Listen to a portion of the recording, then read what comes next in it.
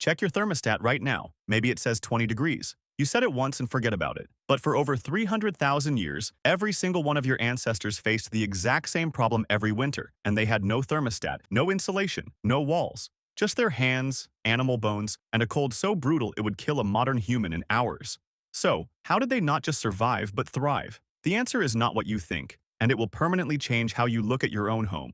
Let's start with what the cold actually felt like. We're talking minus 40 degrees on the Eurasian steppe. This isn't the cold you feel walking to your car. This is the kind of cold where exposed skin begins to die within minutes, where breathing hurts, where the wind doesn't just chill you, it hunts you.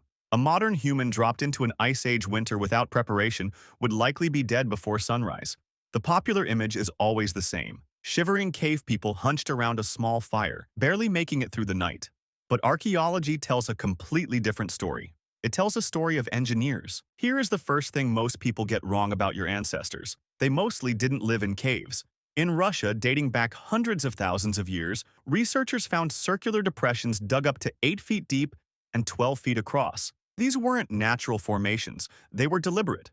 Why? Because at 6 to 8 feet below the surface, the ground temperature stays 20 to 30 degrees warmer than the air above. Your ancestors didn't fight the cold. They went below it. But the real sophistication came later. In Ukraine, archaeologists uncovered something that stopped them cold the first time they saw it. Houses. Not caves, not windbreaks. Actual engineered buildings built entirely from the bones of woolly mammoths. Picture this: mammoth skulls, each weighing over 200 pounds, used as foundation blocks. Curved tusks arranged into dome-shaped frameworks. Hundreds of smaller bones filling the gaps to provide structural support. The whole structure covered in layers of stitched mammoth hide, thick enough to block the wind, shaped precisely enough to shed the snow.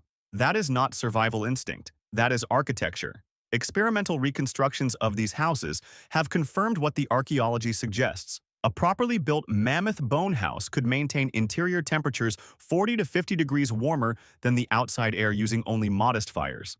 Modern Arctic shelters with industrial insulation and electric heating often perform no better. Let that sink in.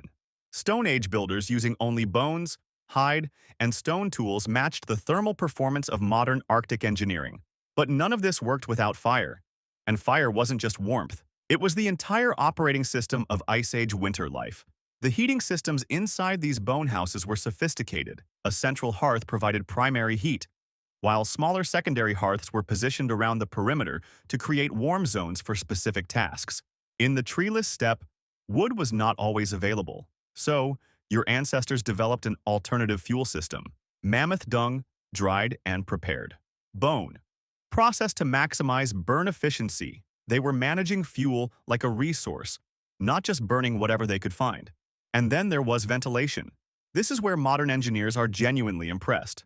Without proper airflow, moisture from breathing and cooking builds up inside any enclosed shelter.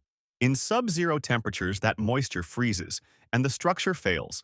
Archaeological evidence shows carefully designed airflow systems. Small openings near ground level pulled in fresh air, while larger openings near the apex allowed warm, moist air to escape.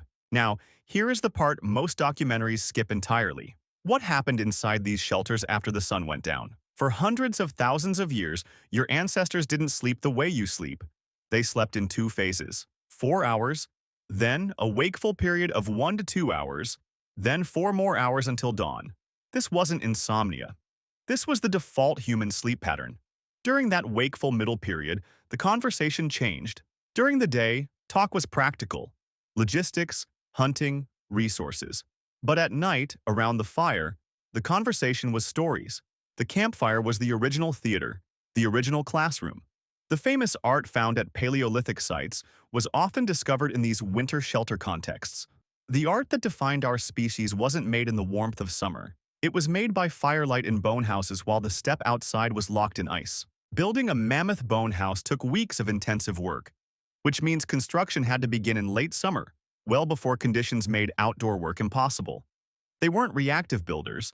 They were planners with seasonal calendars running in their heads. Clothing worked on the same composite principle as the shelters: multiple layers of different animal hides, each selected for a specific thermal property. The innermost layer trapped warm air. The outer layer shed wind and moisture. The same physics as a modern winter jacket, developed independently from necessity 25,000 years before modern technology existed. At the end of the Ice Age, as climates warmed and forests expanded, this entire knowledge system was abandoned. Not lost to catastrophe, just gradually made unnecessary. Modern Arctic engineers studying Paleolithic shelter remains have been genuinely surprised. Military Arctic training programs now teach shelter building methods derived from these 20,000-year-old designs. We lost the knowledge, then we spent 100 years rediscovering it with modern science, only to find out our ancestors had already solved it perfectly with bones and stone tools. Go back to your thermostat. The number on it represents a temperature your ancestors would have considered miraculous. Not because they couldn't achieve warmth, they could and did in conditions far more extreme than anything you'll ever face, but because achieving it cost them everything. Every warm night required weeks of preparation, months of planning, continuous physical labor, and an engineering knowledge so precise that a single mistake could mean a family frozen before dawn. The stories you tell your children at night are the direct descendants of the myths told by firelight in bone houses on a frozen steppe. You didn't invent warmth, you inherited it from the most ingenious engineers who ever lived, who had nothing but cold, time, and the refusal to die. The next time the cold comes, and you reach for that thermostat without thinking, remember what it cost to get there, and understand for the first time how extraordinarily rare it is to be warm. Subscribe to Mindly to watch awesome video like this.